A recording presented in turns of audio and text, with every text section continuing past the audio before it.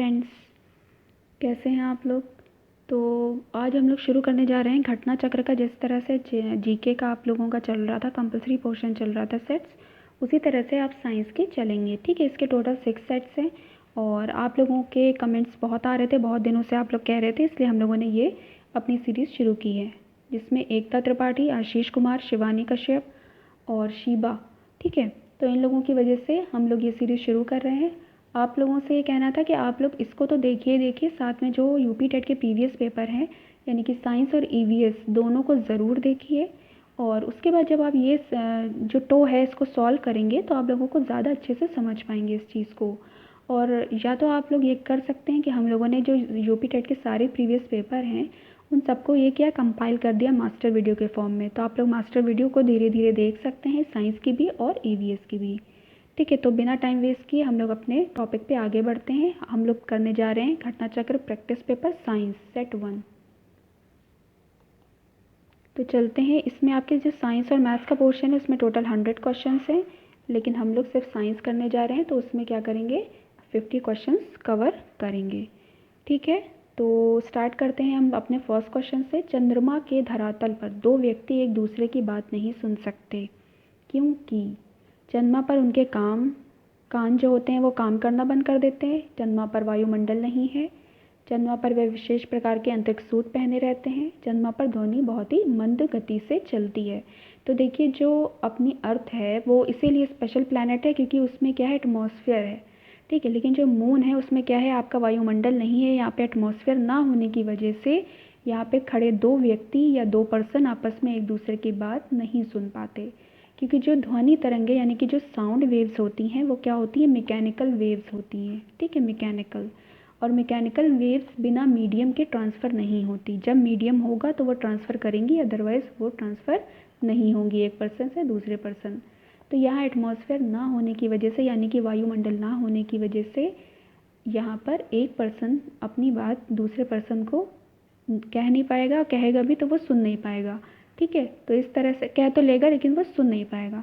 ठीक है, क्योंकि साउंड वेव्स का यहाँ पे मीडियम ना होने की वजह से साउंड वेव्स जो होती हैं वो ट्रैवल नहीं करती। तो यहाँ पे हमें राइट ऑप्शन मिल जाता है बी, चंद्रमा पर वायुमंडल नहीं है। ठीक है, यहाँ पे सेकंड क्वेश्चन में बात की जा रही है पराध्वनिक जेट की उड़ान के कारण क्या होते हैं। ठीक है, मृदा में प्रदूषण हो जाता है, ओजोन लेयर में बाधा आ जाती है, आँख के रोग हो जाते हैं, या इनमें से कोई नहीं। तो देखिए, जो आपके पराध्वनिक जेट होते हैं, यानी कि बात की जा रही है यहाँ पे सुपरसोनिक जेट की।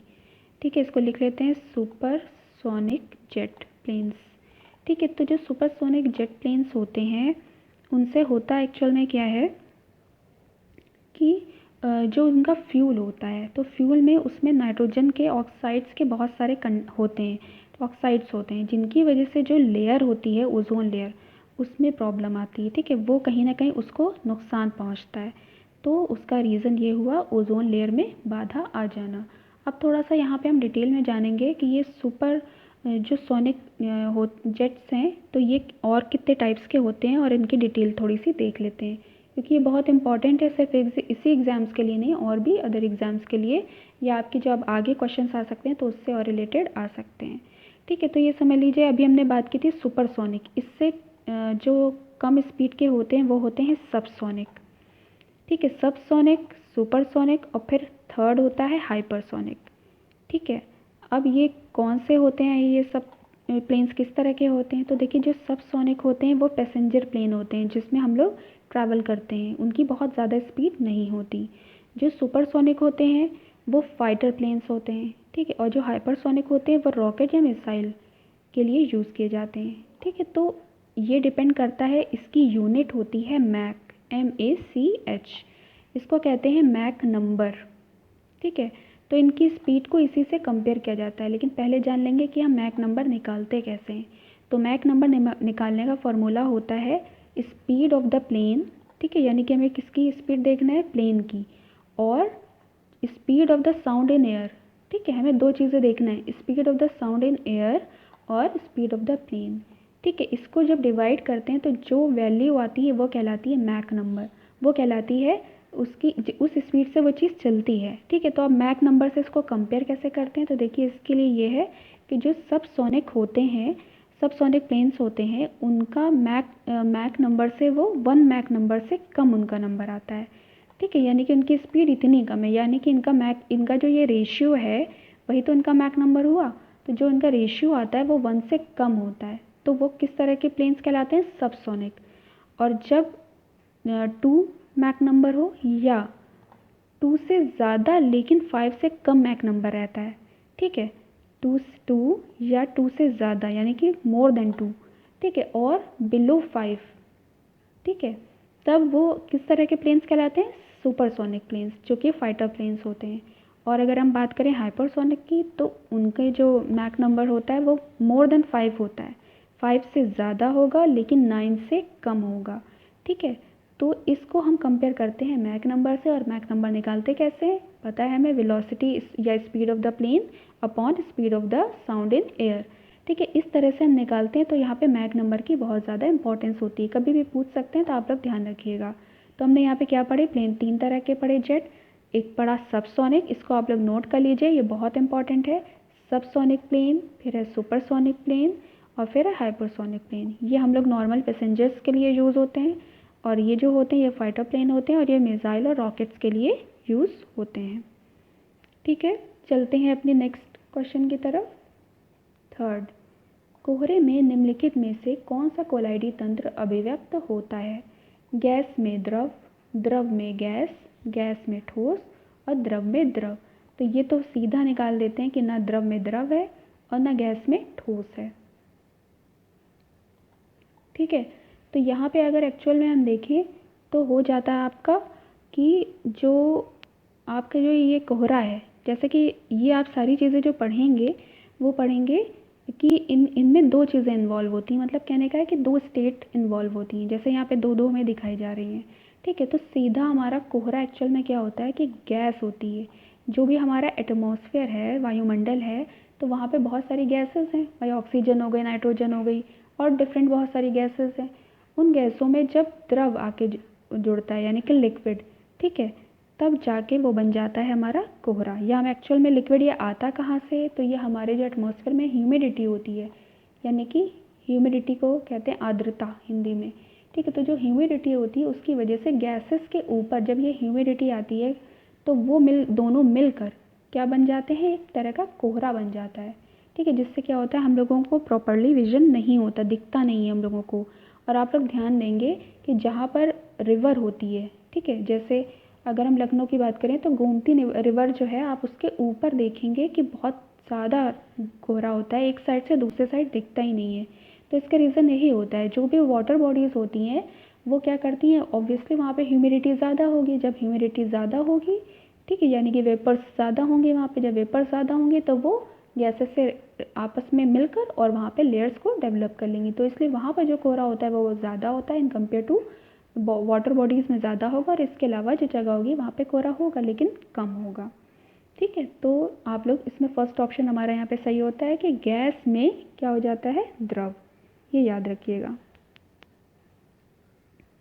अब बात करते हैं अपने क्वेश्चन 4 की तरफ, जिसमें बताया गया है क्रोमेटोग्राफी की तकनीक का प्रयोग होता है पदार्थों के नामकरण में। तो बिल्कुल भी ऐसा नहीं है कि नाम के थ्रू इसको नामकरण में यूज़ किया जाता हो। पदार्थों की संरचना के निर्धारण में, ये भी गलत है। रंगीन पदार्थों के प्रभाजी आसवन में, तो ये भी गलत है। और एक मिश्रण से पदार्थों को अलग करने में, ठीक है। तो आपका ये जो लास्ट ऑप्शन है यानी कि एक मिश्रण से पदार्थों को अलग करने में, ये आपका बिल्कुल सही है, ठीक है। तो ये इस तरह की कुछ आपकी होती है, ऐसे करके ये बनी हुई होती है, और यहाँ पे डिफरेंट मिश्रण मतलब बहुत सी चीज़ें होती हैं, उनको फिर लेयर्स वाइज सेपरेट किया जाता है, ठीक है। तो ये कहलाती है आपकी क्रोमेटोग्राफी टेक्निक। ये एक बहुत ही स्पेशल टेक्निक है जिसका काम सेपरेशन में होता है, ठीक है। तो हमारे यहाँ पे लास्ट ऑप्शन सही हो जाता है, एक मिश्रण से पदार्थों को अलग करने में। क्वेश्चन 5 देखते हैं, तीसरे और चौथे समूह के ऑक्साइड का सामान्य गुणधर्म क्या है, यानी कि यहाँ पे थर्ड एंड फोर्थ ग्रुप की बात की जा रही है। अगर हम पीरियोडिक टेबल में देखें तो यहाँ पे ऐसे होते हैं, फर्स्ट यहाँ पे ग्रुप होता है, ये सेकेंड ग्रुप होता है, ठीक है, इसे एस ब्लॉक भी कहते हैं। फिर अगर हम इसको देखें तो ये हमारा आ जाता है डी ब्लॉक, ठीक है। और उसके बाद हमारा आ जाता है यहाँ पे थर्ड ग्रुप, ठीक है। और ये होता है एक्चुअल में पी, इसको पी ब्लॉक भी कहते हैं। अब हमें जो बात की गई है तो उन्होंने फर्स्ट सेकंड छोड़ के सीधा थर्ड एंड फोर्थ की बात की है कि इनके जो ऑक्साइड्स यहाँ पर होते हैं, ठीक है, तो वो किस तरह के गुणधर्म होते हैं। तो अगर आप ध्यान देंगे तो यहाँ पे होते हैं बेसिक और एसिडिक दोनों, ठीक है। तो यहाँ पे हमें सीधा फर्स्ट ऑप्शन मिल जाएगा कि तीसरे और चौथे ग्रुप में किस तरह के गुणधर्म पाया जाता है, बेसिक और एसिडिक दोनों, ठीक है। तो सीधा सही आंसर हमें मिल जाता है। अब हम बात करेंगे अपने 6 क्वेश्चन की, निम्नलिखित में से कौन सी मिश्र धातु नहीं है। तो देखिए सबसे पहले हम बात करेंगे स्टील की। तो फर्स्ट, स्टील हमारी मिश्र धातु है, ये एलॉय है। क्यों, इसे नोट करते जाइएगा।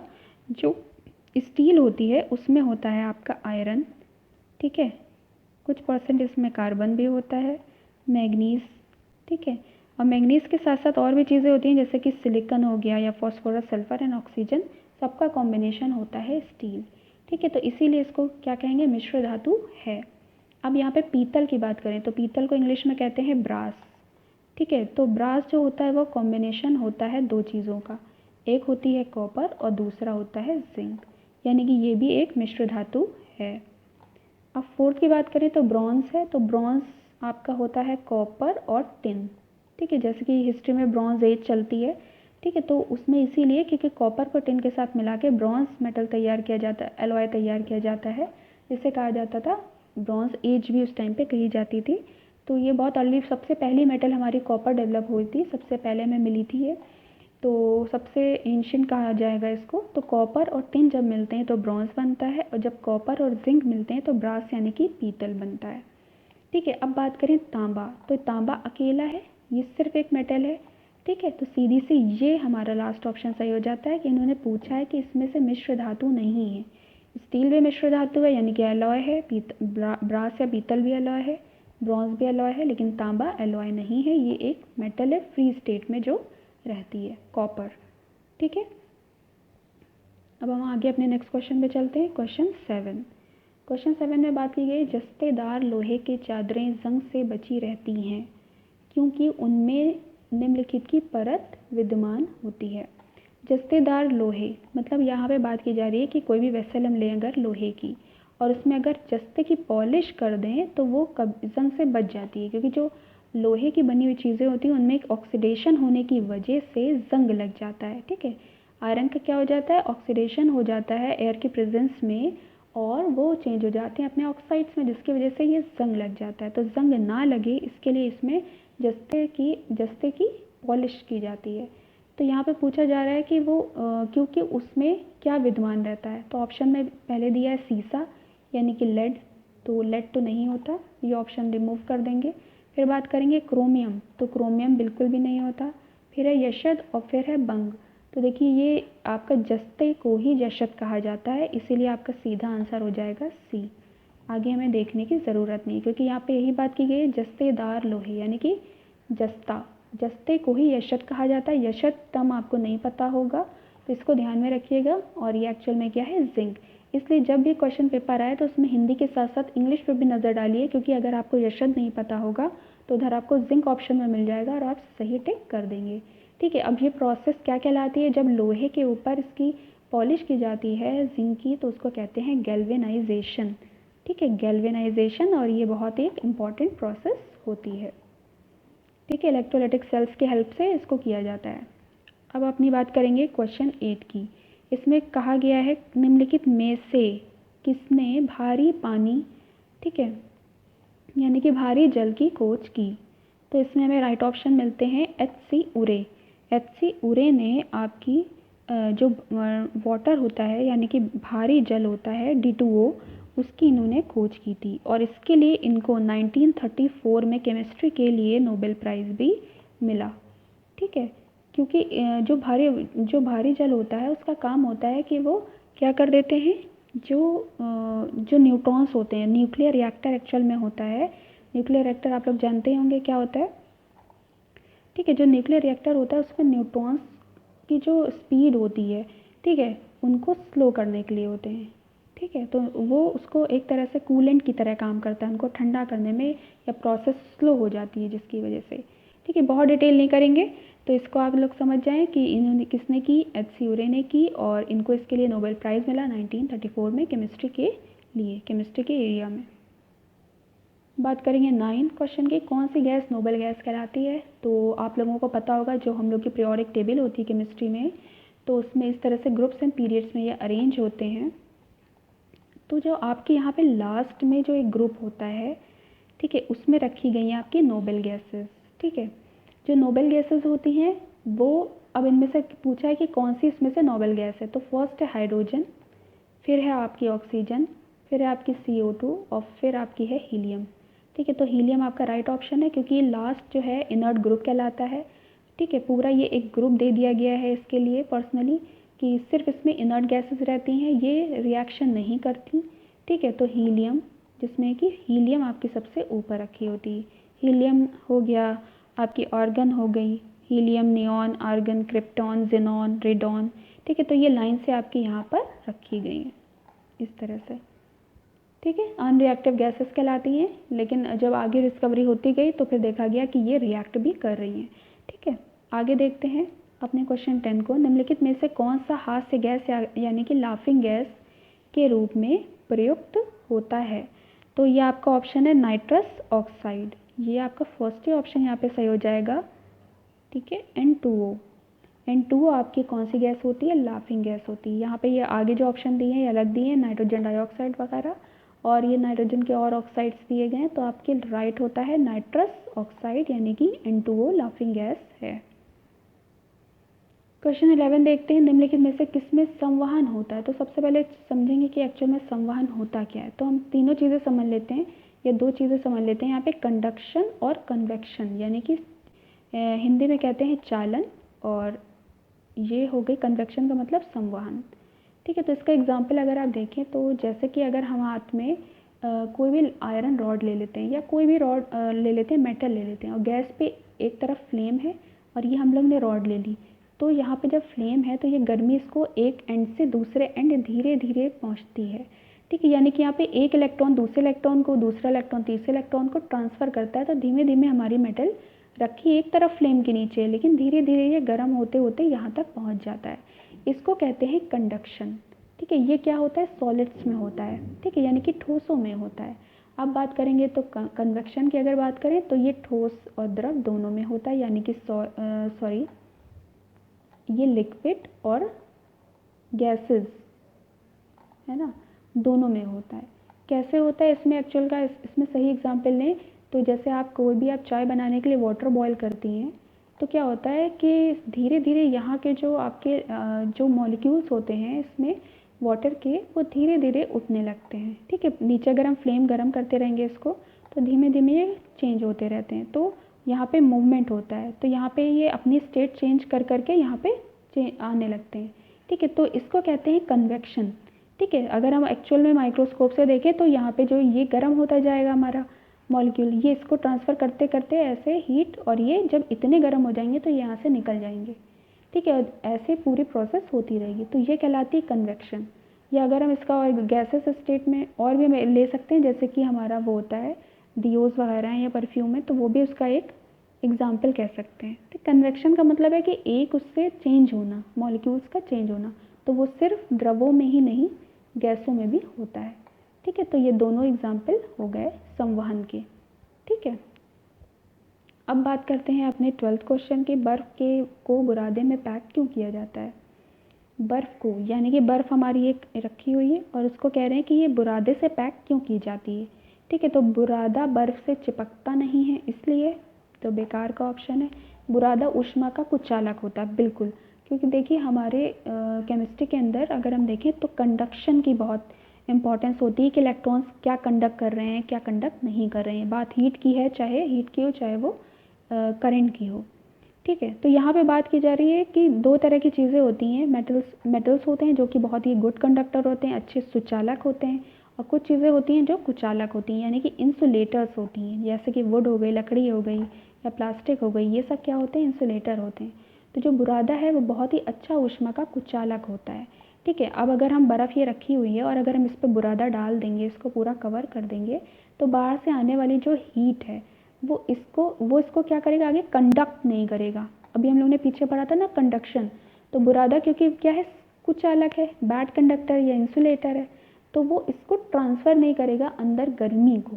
ठीक है, बहुत करेगा तो बहुत बहुत देर में करेगा, जिसकी वजह से जो हमारी आइस है वो क्या बनी रहेगी, ठंडी बनी रहेगी और वो मेल्ट नहीं करेगी। इसलिए बुरादा ऊष्मा का कुचालक होने की वजह से क्या होता है कि इसको बर्फ़ को बुरादे में पैक किया जाता है। बाकी में देखने की ज़रूरत ही नहीं है, हमें राइट ऑप्शन अपना बी मिल जाता है। अब बात कर रहे हैं ल्यूमेन। यूनिट से क्वेश्चन ज़रूर आते हैं। तो ल्यूमेन क्या है, एक यूनिट है या मात्रक है।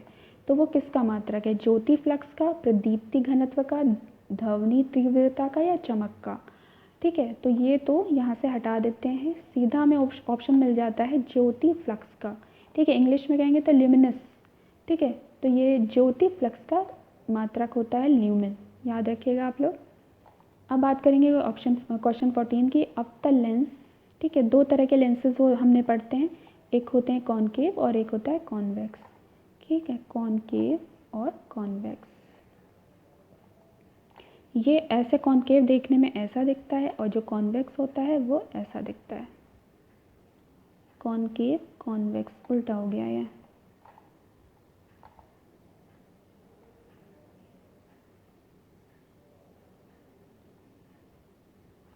ये है आपका कॉनकेव। ठीक है, और ये आपका है कॉन्वेक्स, शॉर्ट में लिख दे रहे हैं कॉन्वेक्स। ठीक है, जो कॉनकेव होता है वो इस तरह का होता है, मतलब कहने का ये होता है कि जो उसका बाहरी आउटर हिस्सा होता है वो मोटा और अंदर का हिस्सा पतला होता है। और जो कॉन्वेक्स होता है उसमें क्या होता है कि किनारे के हिस्से जो होते हैं पतले होते हैं और बीच का हिस्सा मोटा होता है। ठीक है, अब इसको हिंदी में एक बार समझ लेते हैं कि कॉनकेव कॉन्वेक्स क्या होता है। तो कॉनकेव जो होता है वो अवतल लेंस की बात की गई, जो क्वेश्चन आपका पूछा है वो इस लेंस की बात की गई, यानी कि अवतल की। और कॉन्वेक्स जो होता है उसमें बात की गई है उत्तल लेंस की। ठीक है, तो इन्होंने पूछा है कि इसकी जो इमेज बनती है, प्रतिबिंब बनता है, वो कैसा होता है। ठीक है, तो हम लोग बात क्वेश्चन इसकी कर रहे हैं, तो इसमें हमेशा आपका कैसा बनेगा, वर्चुअल बनेगा, यानी कि आभासी बनेगा। ठीक है, वर्चुअल बनेगा और इरेक्ट यानी कि सीधा बनेगा, ये याद रखिएगा, वर्चुअल एंड इरेक्ट। ठीक है, तो हमें ऑप्शन मिल गया अपना ये। ठीक है, अब बात करें इनका, तो इनका होता है रियल और इन्वर्टेड। ठीक है, बहुत से केसेस होते हैं जिसमें ये चीज़ थोड़ी वेरी करती है, लेकिन अगर मोटा मोटा देखा जाए तो एक्चुअल में यही होता। तो यहाँ पे अवतल लेंस की अगर हम बात करें तो सीधा क्या बनेगा, आभासी और सीधा इरेक्ट। ठीक है, इसको याद रखिएगा। अब हम बात करते हैं अपने 15 क्वेश्चन की। हानिकारक पराबैंगनी किरणों की बात की गई है, यानी कि अल्ट्रा वायलेट रेजेस की बात की गई है। किरणों से रक्षा करने वाली भूमि के चारों ओर मौजूद ओजोन परत के क्षय का कारण कौन सी गैस है। ठीक है, हमारी अर्थ है, अर्थ पे बहुत सारे रेडिएशन आते हैं। ठीक है, सूरज से, जो हमारा सन होता है, लेकिन कुदरत ने एक एटमॉस्फेयर हमें दिया है जिसमें बहुत सारी लेयर्स दी हैं। तो जो लेयर होती है वो क्या कहलाती है, यहाँ पे ओजोन लेयर की बात की गई है। ठीक है, अब यहाँ पे ये कह रहे हैं कि जो अल्ट्रा वायलेट रेजेस जो हमारी अर्थ के लिए अच्छी नहीं होती, तो उसको यहाँ पर कौन बचाता है, ओजोन लेयर बचाती है। लेकिन अर्थ पे ऐसी कौन सी गैस का यूज़ किया जाता है जिसकी वजह से ये ओजोन लेयर में डिप्लीशन हो रहा है या उसको क्षय पहुँच रहा है। ठीक है, तो फर्स्ट ऑप्शन है नाइट्रोजन, फिर है नाइट्रोजन ऑक्साइड, फिर है ऑक्सीजन और फिर है क्लोरोफ्लोरोकार्बन यानी कि CFC। तो CFC हमारे जो व्हीकल्स होते हैं, हमारे रेफ्रिजरेटर या ACs हैं, उनके थ्रू ये गैस निकलती है और ये इतना ज़्यादा पोल्यूशन करती है, और उसके बाद ये हमारी जो लेयर होती है उसको भी क्षति यानी कि नुकसान पहुंचाती है, जिसकी वजह से जो रेडिएशन हमारी अर्थ तक नहीं आना चाहिए वो आने लगता है, जिसकी वजह से कैंसर या और तरह की बीमारियां कॉज हो जाती हैं। ठीक है, तो हमें यहाँ पे राइट ऑप्शन मिल गया क्लोरोफ्लोरोकार्बन। अब अपने क्वेश्चन 16 की बात करें, द्रव्यमान और भार में संबंध में निम्नलिखित में से कौन सा कथन सही है। तो सबसे पहले बिना ऑप्शन पढ़े समझ लेते हैं कि एक्चुअल में द्रव्यमान होता क्या है और भार में ऐसा रिलेशन होता क्या है। तो देखिए, मास जो है आपका वो हर जगह चेंज नहीं होगा, सेम रहेगा। लेकिन अगर हम वेट की बात करें तो आपका वेट हर जगह अलग हो जाएगा, क्योंकि वेट डिपेंड करता है m इंटू जी, यानी कि मास इंटू ग्रेविटी, यानी कि जहाँ पर आपका अर्थ जो है उस पर अलग अलग जगह पे ग्रेविटी अलग अलग होती है, जिसकी वजह से आपका वेट तो चेंज हो सकता है लेकिन आपका मास कभी चेंज नहीं होगा। अब इसमें ऑप्शन चेक करते हैं कि क्या कह रहे हैं, द्रव्यमान परिवर्तनीय है। तो देखिए द्रव्यमान का मतलब मास, वो परिवर्तनीय नहीं है। ठीक है, तो ये यहाँ से हटा देते हैं। भार अपरिवर्तनीय है, जबकि भार क्या हो रहा है, भार चेंज हो रहा है, तो आपका ये भी चला गया। अब इन्होंने यहाँ पे थर्ड में दिया द्रव्यमान अपरिवर्तनीय, तो ये बिल्कुल सही है क्योंकि ये हमेशा क्या रहेगा, कांस्टेंट रहेगा, ये आपका चेंज नहीं होगा। ठीक है, तो आपको राइट ऑप्शन मिल जाता है 16 का सी। क्वेश्चन 17 देखते हैं। 20 किलोग्राम द्रव्यमान वाली वस्तु की गतिज ऊर्जा जूल में ज्ञात करें जिसका वेग 4 मीटर पर सेकेंड है। ठीक है, तो ये बहुत आसान सा है, इसको निकाल लेते हैं। यहाँ पे बात की गई मास की, तो सीधा k equals to half mv² लगा देंगे। ये काइनेटिक एनर्जी का फॉर्मूला है, mv²। यहाँ पे ये हो गया आपका हाफ और मास आपका है 20, वेलोसिटी आपकी हो गई 4 और क्योंकि स्क्वायर है इसलिए हो जाएगा सीधा 16। ठीक है, तो 2 1 जा 2, 10 हुआ और ये 16 जब 10 से मल्टीप्लाई हो जाएगा तो सीधा आ जाएगा आपका 160 जूल। तो हमें यहाँ पे राइट ऑप्शन मिल गया 160। ठीक है, अब बात करें क्वेश्चन 18 के। लैंप की बत्ती में तेल किसके कारण ऊपर उठता है, दाब अंतर के कारण, केशिकी घटना के कारण, ससंजक बल के कारण, या तेल की क्षमता के कारण। ठीक है, यहाँ पे विस्कोसिटी की बात की गई है, यहाँ कोहेसिव फोर्स की बात की गई है। तो हमें पता है कि लैंप की बत्ती में जो तेल ऊपर चढ़ता है वो क्या पे, वो केशिकी घटना के कारण ऊपर चढ़ता है। ठीक है, तो क्वेश्चन 18 का राइट ऑप्शन हुआ बी। अब बात करेंगे क्वेश्चन 19 की। टेलीविज़न का आविष्कार किसने किया था। ठीक है, Louis Braille, Lawrence, R.A. Millikan और जेल बेयर्ड। ठीक है, तो 19 का राइट ऑप्शन होता है हमारा डी, क्योंकि जो टेलीविज़न है उसकी जो खोज की है या उसका आविष्कार किया, डिस्कवरी की है, वो है जेल बेयर्ड। ठीक है, अब नेक्स्ट क्वेश्चन की तरफ बढ़ते हैं। क्वेश्चन 20। क्वेश्चन 20 हमारा कह रहा है कि जो दूध होता है उसको जब मथा जाता है, ठीक है, दूध को जब मथा जाता है तो उसमें से क्या हो जाता है, क्रीम अलग हो जाती है। तो क्रीम अलग होने की क्या वजह होती है। ठीक है, क्रीम अलग होने की क्या वजह होती है कि इस पर फर्स्ट ऑप्शन है गुरुत्वीय बल की वजह से होता है, बिल्कुल भी नहीं। घर्षण बल, बिल्कुल भी नहीं। दो फोर्सेस आपके यहाँ पे इंपॉर्टेंट हैं, एक आपका हो जाता है सेंट्रीपिटल फोर्सेस और एक हो जाता है आपका सेंट्रीफ्यूगल फोर्सेस। तो अभी बात करेंगे, यहाँ में हिंदी में दिया अभिकेंद्र बल और ये है आपका सेंट्रीपिटल फोर्स। ठीक है, और ये आपका है सेंट्रीफ्यूगल फोर्स। इसको लिख लेते हैं क्योंकि कन्फ्यूजन हो जाता है। अब यहाँ पे बात की जा रही है आपके पहले अभिकेंद्र बल की। तो देखिए जो अभिकेंद्र बल होता है वो हमेशा सरकमफेरेंस सेंटर की तरफ लगता है। ठीक है, और जो सेंट्रीफ्यूगल फोर्स होता है वो हमेशा सेंटर से किसकी तरफ लगता है, बाहर की तरफ लगता है। तो जब दूध को मथा जाता है तो ऐसे ही तो होता है, ये अब जो सेंट्रीफ्यूगल मशीन होती है वो ऐसे ऐसे बीच से चलती है और ये ऐसे ऐसे क्रीम किनारे किनारे आ जाती है। तो यहाँ पे आपका एक्चुअल में देखा जाए तो कौन सा फोर्स लग रहा है, यहाँ पे आपका अपकेंद्र बल लग रहा है। यानी कि अपकेंद्र बल का, अगर अपकेंद्रीय बल की हम इंग्लिश की बात करें तो सेंट्रीफ्यूगल फोर्स आपका यहाँ पे लग रहा है। ठीक है, तो और जो दूध को मथने की जो प्रोसेस होती है इसको इंग्लिश में कहते हैं स्किमिंग। आप लोग इंग्लिश में भी पढ़ लीजिए, इसको कहते हैं स्किमिंग। ठीक है, स्किमिंग जो होती है प्रोसेस, उसमें क्या होता है, दूध मथा जाता है और उसमें जो फोर्स काम करता है वो होता है आपका अपकेंद्र बल, जो कि सेंटर से सरकमफेरेंस की तरफ, यानी कि केंद्र से बाहरी ये जो होती है सरकमफेरेंस, इसकी तरफ लगता है। ठीक है, अब हम बात करेंगे अपने क्वेश्चन 21। निम्नलिखित में से कौन सी एक सदिश राशि नहीं है। तो पहले हम बात करें कि राशियाँ हमारी दो तरह की होती हैं, एक होती है सदिश और एक होती है अदिश। अभी इंग्लिश में भी बात करेंगे, तो सदिश और अदिश। देखिए सदिश में कहने का मतलब होता है इनका सदिश, स का मतलब होता है दिशा के साथ, यानी कि इसमें डायरेक्शन भी बताया जाए। ठीक है, और इसमें डायरेक्शन नहीं होता। अब इंग्लिश में अगर बात करें तो होती है स्केलर और वेक्टर। तो ये होती है वेक्टर और ये होती है स्केलर। ठीक है, तो इसमें पूछा है कि इसमें से कौन सी ऐसी है जो सदिश नहीं है। सदिश नहीं है का मतलब यानी कि अदिश है। ठीक है, यानी कि इसमें डायरेक्शन ना हो। तो आवेग हो गया, फिर आपका विस्थापन है, फिर गति है और आपका बल आघूर्ण है। तो इसमें आपका राइट ऑप्शन जो होता है वो होती है गति। गति आपकी एक अदिश राशि है। ठीक है, बाकी जो आवेग है, विस्थापन है, बल आघूर्ण है, ये सब कैसी राशियाँ होती हैं? सदिश। सदिश का मतलब क्या हुआ? वेक्टर, यानी कि इनमें डायरेक्शन दिखता है।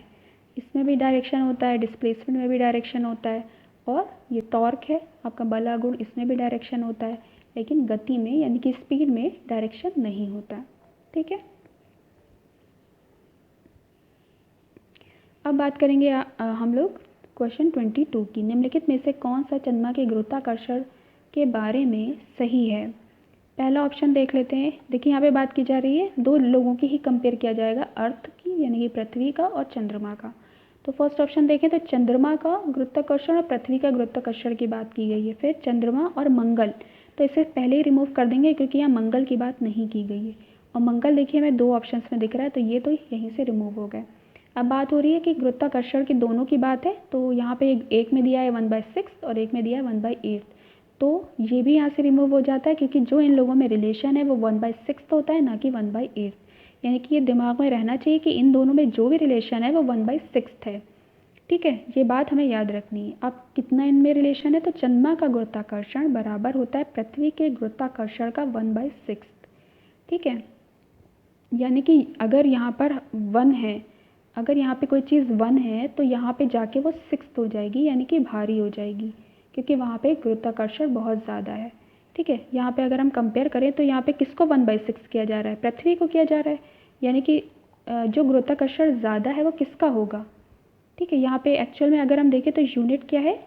1, और यहाँ पे उसका क्या किया जा रहा है? 1/6, यानी कि इतना डिवाइड करने पर इत तक पहुँचती है, यानी कि किस पर गुरुत्वाकर्षण ज़्यादा हो गया? हमारा पृथ्वी पे गुरुत्वाकर्षण ज़्यादा हुआ। ठीक है, चंद्रमा पे गुरुत्वाकर्षण ज़्यादा नहीं हुआ। ठीक है, अगर हम एग्जाम्पल ले लें तो अगर हम यहाँ पे बात करें, चंद्रमा का गुरुत्वाकर्षण 100 है, ठीक है, और यहाँ पे भी 100 रख दें पृथ्वी पर, लेकिन ये जब इक्वल होंगे जब 6 कर दिया जाए, तो 6 करने पे क्या हुआ? ये डिवाइड हो जाएगा इससे, तो ये यूनिट कम तो आएगी, यानी कि इसका 100 और इसका कम, यानी कि ग्रेविटी कहाँ पे ज़्यादा हुई? आपकी पृथ्वी पे ज़्यादा हुई। ठीक है, तो ये बात याद रखिएगा कि पृथ्वी पे ज़्यादा हुई, तभी उसको 1/6 किया जा रहा है इसके कंपैरिजन में। तो हमें राइट ऑप्शन मिल जाएगा 22 का ए। अब बात करेंगे क्वेश्चन 23 की। यहाँ पे बात की गई है विद्युत और चुंबकत्व। ठीक है, यानी कि मैग्नेटिज्म की बात की गई है कि बीच में लिंक की खोज किसने की थी। ठीक है, यानी कि जो इलेक्ट्रिसिटी है आपकी, करंट है, और आपके जो मैग्नेटिज्म है उसके बीच में किसने इसमें रिलेशन निकाला। तो सीधा सा हमें पता है कि माइकल फैराडे थे जिन्होंने इसके बीच में रिलेशन निकाला। उन्होंने क्या किया था कि एक कॉइल ली थी, पहले टिक कर देते हैं माइकल फैराडे। उन्होंने क्या किया था, एक कॉइल ली थी हॉलो, और उसमें उन्होंने क्या किया था कि जो वायर होता है वो उसको ऐसे ऐसे उन्होंने बना दिया था, और पूरा ये एक उन्होंने सर्किट तैयार कर लिया था, और उसके बाद उन्होंने यहाँ पे एक कंपास रख दिया था। उसके बाद जब उन्होंने देखा कि वो मैग्नेट को जैसे ही पास ले आते हैं तो कंपास में क्या हुआ? डिफ्लेक्शन शो किया, इस वायर को इससे कनेक्ट कर लिया था। तो तब उनको पता चला कि इन दोनों के बीच में रिलेशन होता है, और वहाँ से हमारी मैग्नेटिज्म स्टार्ट हुई। ठीक है, तो डिटेल में नहीं पढ़ेंगे, तो ये माइकल फैराडे ने इसकी खोज की थी। निम्नलिखित में से सबसे बढ़िया रोधी यानी कि बेस्ट इंसुलेटर कौन है? लकड़ी है, कांच है, कपड़ा है कि कागज़? तो आपके अगर बेस्ट इंसुलेटर की बात करें तो सबसे अच्छा आपका इंसुलेटर कांच होता है, यानी कि ग्लास। ठीक है, क्वेश्चन 25 ले लेते हैं। सिलिकॉन क्या है? सिलिकॉन क्या है? ठीक है, तो यहाँ पे है अर्धचालक यानी कि सेमीकंडक्टर, विद्युत रोधक है, कुचालक है, कुचालक मतलब इंसुलेटर, चालक है यानी कि कंडक्टर। तो हम सबको पता है कि सिलिकॉन बहुत ही अच्छा सेमीकंडक्टर होता है, ना वो पूरा कंडक्टर है ना वो पूरा इंसुलेटर है। जब कंडक्टर यानी कि चालक और कुचालक के बीच की कोई चीज़ होती है, यानी कि उसमें कुछ चालक के भी लक्षण है, कंडक्शन भी हो रहा है, और कुछ पूरी तरह से इंसुलेटर भी नहीं है, तो उसको कहते हैं अर्धचालक, जो कि क्या काम करता है? सिलिकॉन, और ये ट्रांजिस्टर में यूज़ किया जाता है। ठीक है, जो ट्रांजिस्टर्स होते हैं उनमें इस जो सिलिकॉन है, जर्मेनियम है, इनको यूज़ किया जाता है एज ए सेमीकंडक्टर। ठीक है, सिलिकॉन, जर्मेनियम, गैलियम आर्सेनाइड, ये बहुत सारे हमारे सेमीकंडक्टर्स हैं जिनको यूज़ किया जाता है। अब बात करेंगे क्वेश्चन 26 की, जिसमें बात की गई एक विशेष कार्य करने वाले समान कोशिकाओं के समूह को, मतलब एक ऐसी सेल्स हैं जो एक स्पेशल फंक्शन कर रही हैं, उनको क्या कहते हैं? ठीक है। तो जब सेल्स की बात की जाए वो सेम वर्क उनका सेम हो तो हमेशा वो क्या बन जाते हैं, ऊतक बन जाते हैं, यानी कि टिश्यूज़ बन जाते हैं। ठीक है, वो सेल्स जो एक तरह का काम करती हैं उनको क्या कहते हैं, टिश्यूज़ कहते हैं। ठीक है, तो हम ये याद रखेंगे, टिश्यू यानी कि ऊतक की बात की गई है, इनका फंक्शन एक है। ठीक है, आगे बात करते हैं पौधे के किस भाग को केसर के रूप में इस्तेमाल किया जाता है। केसर आप सब लोग जानते होंगे क्या होता है। केसर खाने में यूज़ किया जाता है, ज़ाफ़रान भी इसको कहते हैं। तो ऑप्शन है बाह्यदल, पंखुड़ी, पुंकेसर या वर्तिका और वर्तिकाग्र। ठीक है, पंखुड़ी का मतलब हो गया आपका करोला, यहाँ पे करोला या पेटल की बात की गई है। ठीक है, पुंकेसर आपके एंडोशियम ये सब वगैरह हो गए। वर्तिका और वर्तिकाग्र यानी कि इस आपकी यहाँ पे बात की जा रही है स्टाइल, यानी कि एक मिनट फिगर बना देते हैं ये। तो आपकी दो चीज़ों की बात की जा रही है, स्टिग्मा और स्टाइल। ठीक है, तो जो आपका केसर होता है वो एक्चुअल में फ्लावर का कौन सा पोर्शन होता है, फ्लावर का आपका ये फीमेल पार्ट होता है। फीमेल पार्ट में भी ये ऊपर का स्टिग्मा और नीचे का बीच का जो होता है स्टाइल, ये पार्ट जो होता है केसर होता है। ठीक है, ये बहुत ही आपका प्रीशियस चीज़ों में आ जाता है क्योंकि ये बहुत महंगा होता है और बहुत ही कम मिलता है। अब बात करेंगे क्वेश्चन 28 कि बुलबिल्स किस में भाग लेते हैं। बुलबिल्स एक्चुअल में होते क्या हैं, पहले ये देख लेते हैं फिर इनकी बात करेंगे। बुलबिल्स एक्चुअल में होते हैं जो पत्तियों के साइड में एक बल्ब टाइप का स्ट्रक्चर होता है। ठीक है, जो लीव्स होती हैं उनके साइड में ये बल्ब लाइक स्ट्रक्चर होता है, उनको कहते हैं बुलबिल्स। ठीक है, तो और इनमें ऑप्शन लिया है कि ये किस तरह से भाग लेते हैं रिप्रोडक्शन में, तो ये कायिक जनन यानी कि वेजिटेटिव रिप्रोडक्शन के थ्रू पार्टिसिपेट करते हैं। वेजिटेटिव रिप्रोडक्शन क्या होता है कि जैसे हमने बिना मतलब सेक्सुअल, बिना गैमीट्स के, यानी कि बिना मेल फीमेल के, जैसे हमने कोई रूट ली और वो बो दी सॉइल में और उससे पेड़ निकल आया, या हमने लीफ ली उसको बो दिया, या हमने आलू काटा और उसको बो दिया। तो इस तरह के जो रिप्रोडक्शन होते हैं जिनमें सेक्सेस पार्टिसिपेट नहीं करते, यहाँ पे एंडोशियम और गाइनोशियम का मेल फीमेल का कोई रोल नहीं होता, ना ज़ायगोट ना एम्ब्रियो कुछ बनता है, तो ऐसे रिप्रोडक्शन को हम कहते हैं वेजिटेटिव रिप्रोडक्शन।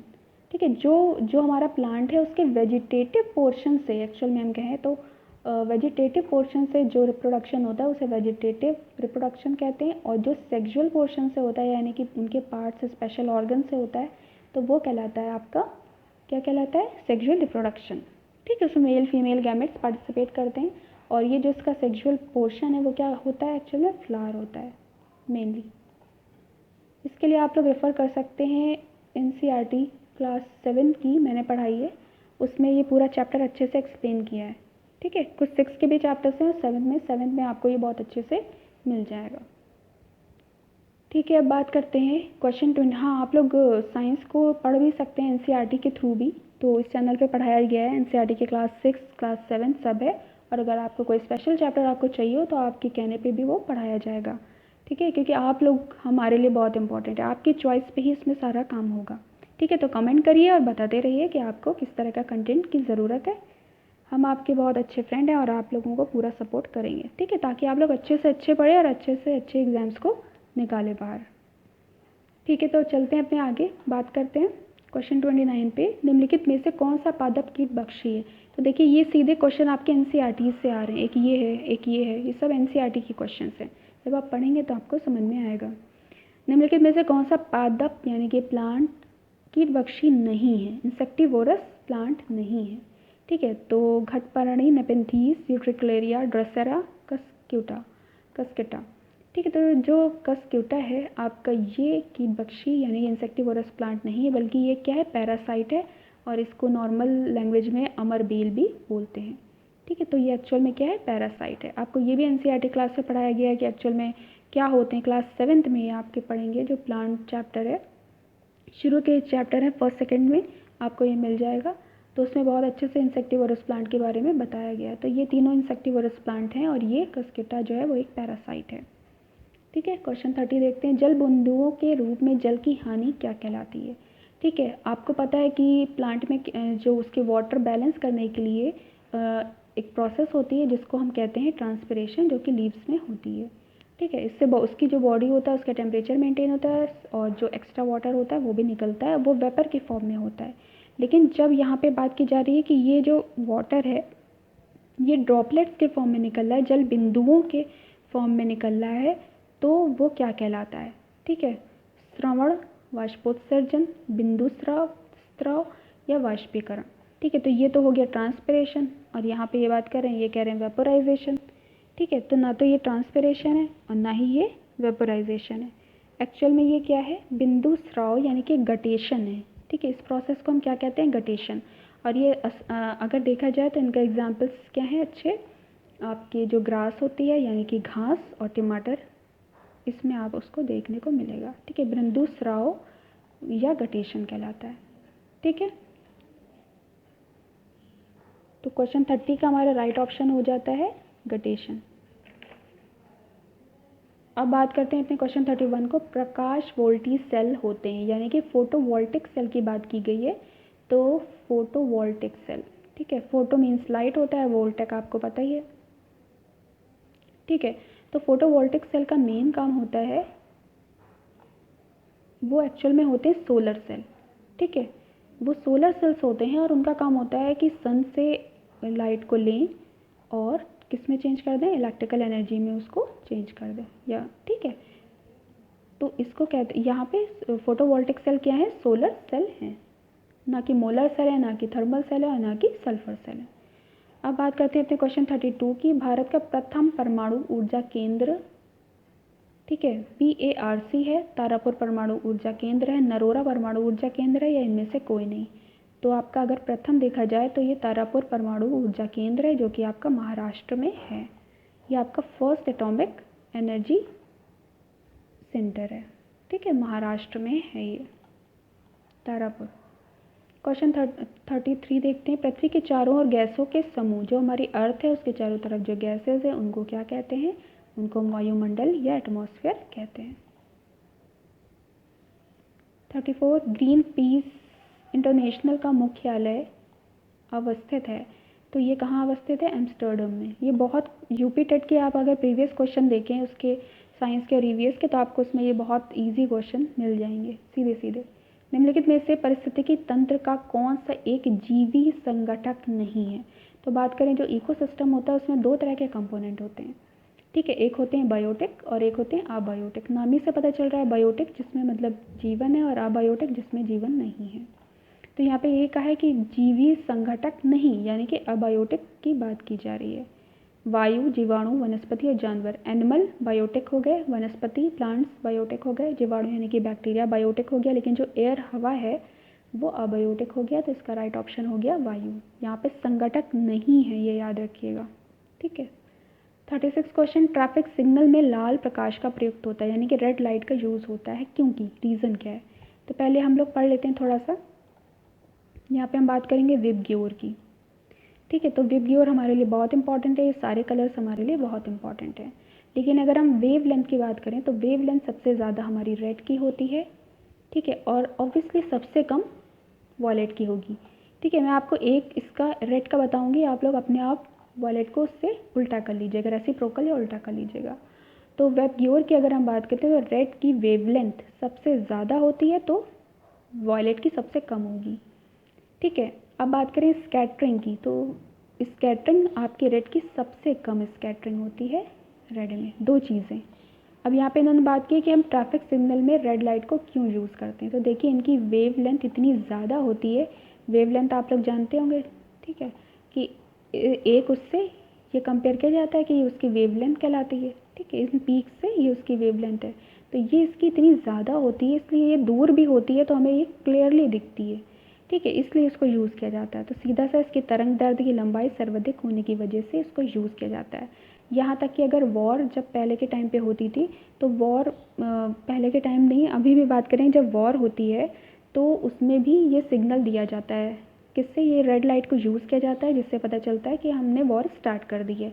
तो सोचिए कि कितने डिस्टेंस पे हम होते हैं, उसके बावजूद ये वहाँ पे पहुँच जाती है। ठीक है, तो ये रेड जो लाल रेड है, लाल प्रकाश जो है ये बहुत ही इम्पॉर्टेंट है, और इसकी वेवलेंथ बहुत ही लंबी होती है, सर्वाधिक होती है। ठीक है, तो हमें 36 का राइट ऑप्शन मिल गया ए। बाकी जो ऑप्शन है ये सुंदर होती है, ख़राब रोशनी, तो ये सब बेकार है। 37 की बात करें, स्पष्ट दृष्टि की न्यूनतम दूरी, ठीक है, यानी कि पास देखने की सबसे मिनिमम डिस्टेंस पूछी है, क्लियर हमें वहाँ पे दिखे, तो वो है 25 सेंटीमीटर, ठीक है। 25 सेंटीमीटर के डिस्टेंस से हमें बिल्कुल चीज़ों को आसानी से देख सकते हैं। और अगर हम बात करें कि कितनी दूर तक देख सकते हैं, तो वो हमारी आँख पर डिपेंड करेगी। तो वो मैक्सिमम जो रेंज होती है वो है इनफाइनाइट, ठीक है, वो डिपेंड करेगी आपकी आई पर। 38 की बात करें, निम्नलिखित में से यांत्रिक तरंगें, देखिए आ गई यांत्रिक तरंगें। जब हम लोगों ने शुरू में फर्स्ट और सेकंड क्वेश्चन पढ़ा है तो उसमें बात की थी हम लोगों ने साउंड की कि दो लोग खड़े हुए हैं मून के ऊपर और एक दूसरे की बात नहीं सुन पा रहे हैं, उनका रीज़न क्या है, ठीक है। तो उसी से रिलेटेड देखिए बताया था, क्योंकि वहाँ पे मीडियम नहीं होता और जो मैकेनिकल वेव यानी कि यांत्रिक तरंगें होती हैं उनको मीडियम की ज़रूरत होती है, जिसकी वजह से वो दोनों एक दूसरे की बातें नहीं सुन पाते, ठीक है। तो इसी को थोड़ा सा एलेबोरेट करेंगे कि इन्होंने पूछा कि इनमें से कौन सी यांत्रिक तरंगें हैं। तो आप लोग पहले के एक्सप्लेनेशन से इतना समझ चुके होंगे कि ध्वनि तरंगें हमारी कैसी होती हैं, यांत्रिक तरंगें होती हैं, ठीक है। यानी कि अगर हम डिवाइड करें, जो हमारी वेव्स होती हैं वो दो तरह की होती हैं, एक होती है हमारी मैकेनिकल वेव और एक होती है इलेक्ट्रोमैग्नेटिक वेव। मैकेनिकल वेव का एग्जाम्पल हमारी हो जाती हैं ध्वनि तरंगें, यानी कि इसमें मीडियम का होना ज़रूरी है, अगर मीडियम नहीं है तो ये एक तरफ से दूसरी तरफ ट्रांसफ़र नहीं करेंगी। लेकिन जो इलेक्ट्रोमैग्नेटिक वेव होती है उसको मीडियम की ज़रूरत नहीं होती है, ठीक है। विदाउट मीडियम वो एक तरफ से दूसरी तरफ ट्रांसफ़र हो सकती हैं, जैसे सन से हमें सारे रेडिएशंस मिलते हैं। अगर हम बात करें इलेक्ट्रोमैग्नेटिक वेव की तो वो बहुत सारी हैं, जैसे कि गामा रेज़ हो गई, एक्स रेज़ हो गई, ठीक है, आपकी कॉस्मिक रेज़ हो गई, बहुत सी इसमें आपके आ जाएंगी, ठीक है। तो ये हमने अच्छे से देख लिया, यानी कि रेडियो तरंगे, प्रकाश तरंगे और एक्स तरंगे क्या हैं, इलेक्ट्रोमैग्नेटिक वेव हैं, ठीक है। और अगर हम बात करें, यहाँ पे हम इतनी बातें कर रहे हैं तो ये भी बात कर लें कि जो ध्वनि तरंगे होती हैं उनको हम उसकी यूनिट होती है डेसिबल, ठीक है, डीबी हम लोग कहते हैं। और ये भी और ऑडियोमीटर होता है, उसके थ्रू हम इसको मेजर करते हैं साउंड को, ठीक है, ऑडियोमीटर। ह्यूमन रेंज अगर हम देखें कि सुनने की उसकी रेंज क्या होती है, तो वो 20 dB टू 80 dB होती है, यानी कि डेसिबल 20 dB टू, ये आप लोग नोट करते रहिएगा, 20 डेसिबल टू 80, ठीक है। इसके बीच में हम लोग ध्वनि को सुनते हैं, इसकी ध्वनि की रेंज है, ठीक है। चलिए अब नेक्स्ट क्वेश्चन पे चलते हैं। चमगादड़ अंधेरी रातों में उड़ सकते हैं और अपना शिकार भी कर सकते हैं, इसका क्या कारण है? उनकी आँखों के तारे बड़े होते हैं, उनकी रात्रि दृष्टि बहुत अच्छी होती है, प्रत्येक चिड़िया ऐसा कर सकती है, वे पराध्वनि तरंगे निकालते हैं और उन्हीं के द्वारा निर्देशित होती हैं। देखिए तरंगों और वेव्स की कितनी बात की जा रही है, फिर से बात आ गई पराध्वनि तरंगों की।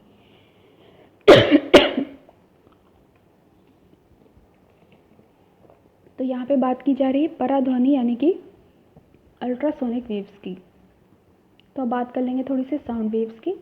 तो देखिए साउंड जो वेव्स होती है वो तीन तरह की होती हैं।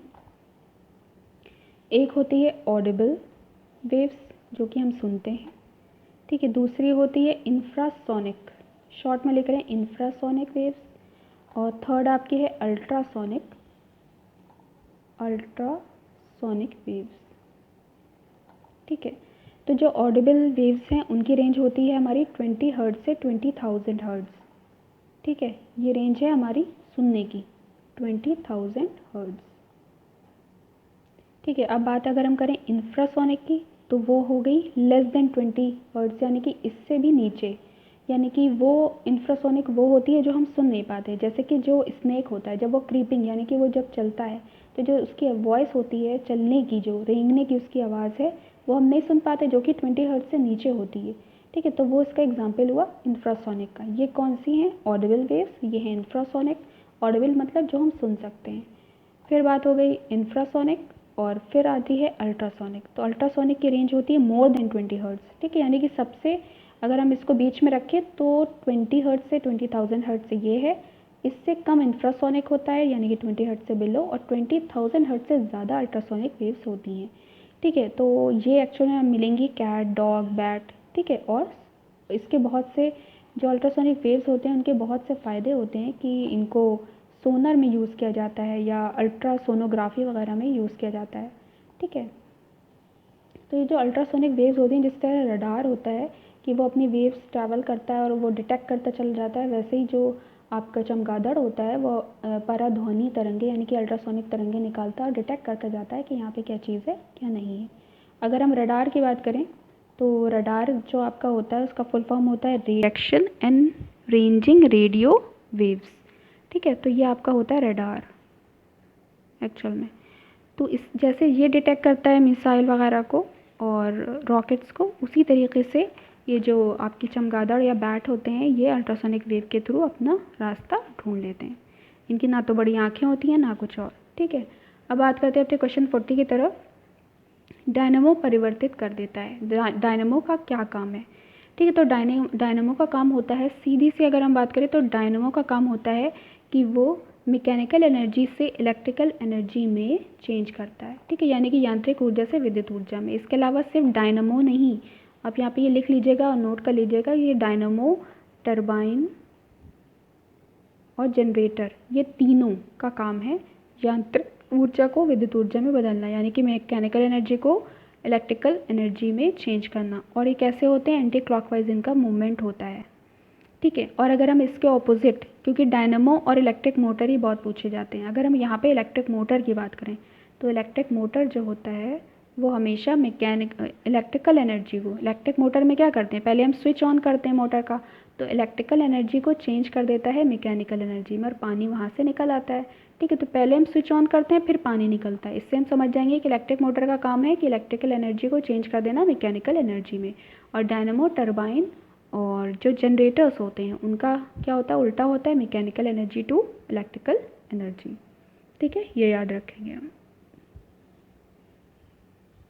बायोगैस में मुख्यतः होता है, तो बायोगैस में मेनली क्या होती है? आपकी कार्बन डाइऑक्साइड होती है और मीथेन होती है।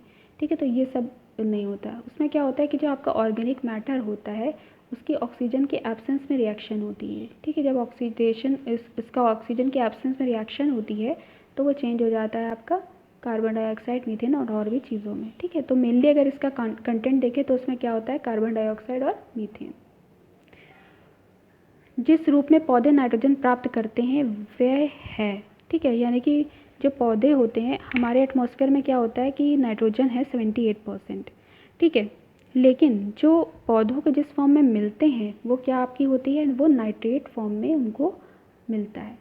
ठीक है, जो प्लांट्स होते हैं, ठीक है, तो उनकी जड़ों में ये होते हैं बैक्टीरियाज के थ्रू, इनको काफ़ी चेंजेस होते हैं कि बैक्टीरिया का काम होता है कि उस नाइट्रोजन को फिक्स कर देते हैं, नाइट्रेट के फॉर्म में चेंज कर देते हैं। ठीक है, तो उस यानी कि अगर हम देखें तो ये सीधी नाइट्रोजन हमारी नहीं मिलती हमें पौधों में। ठीक है, क्योंकि वो एटमॉस्फेयर में वो पहले रिएक्ट करती है बैक्टीरियाज के थ्रू और फिर वो चेंज कर देते हैं उसको नाइट्रेट में। तो अगर हम देखें कि पौधों के पास किस फॉर्म में नाइट्रोजन पहुंच रही है तो वो है नाइट्रेट फॉर्म में। इससे रिलेटेड बहुत क्वेश्चन आपके यूपी टेट प्रीवियस पेपर में आए हैं, आप ज़रूर इसको देखें। ठीक है, बात करेंगे क्वेश्चन 43 की, निम्नलिखित में से कौन सी मछली नहीं है? Starfish, sawfish, guitar fish and pipe fish. ठीक है, तो सब देखने में क्या है? फिश है, लेकिन इसमें से कौन सी मछली नहीं? स्टार फिश नहीं है। ये क्या होता है? इकाइनोडर्मेट्स फाइलम होते हैं, उसके अंदर ये बिलोंग करते हैं। ठीक है, तो ये सारी तीनों फिश हैं लेकिन स्टार फिश नहीं है। और इस तरह से बहुत सी फिशेस होती हैं जिनके नाम है, जैसे कि अगर हम देखें तो जेली फिश हो गई। ठीक है, जेली फिश एक्चुअल में फ़िश नहीं है। या कैटल फिश हो गई, या हैक फिश हो गई, रेज़र फिश, क्राई फिश, ठीक है, सिल्वर फिश, ये सब जो है एक्चुअल में फ़िश नहीं है, लेकिन इनके आगे क्या होता है? फ़िश लगा होता है। जल में घुलनशील विटामिन की बात की गई है कि इसमें से कौन सा घुलनशील यानी कि विटामिन है? तो देखिए, याद करने के लिए नोट कर लिए ADEK। ADEK आपके जो होते हैं वो होते हैं वाटर सॉल्युबल। ठीक है, इसके अलावा आपको जितने मिलें, ठीक है, ADEK यानी कि ये निकाल दिए, DE निकाल दी। ठीक है, तो वाटर सॉल्युबल आपका बचा B, यानी कि आपका 44 का राइट ऑप्शन आपको क्या मिल गया? बी मिल गया, जिसका आंसर है विटामिन C। ठीक है, तो विटामिन B और विटामिन C दोनों कौन होते हैं? वाटर सॉल्युबल होते हैं। बाकी ADEK क्या होते हैं? फैट सॉल्युबल होते हैं।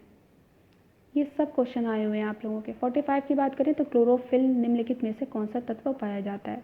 सबको पता है ग्रीन प्लांट में क्या होता है? पिगमेंट होता है क्लोरोफिल।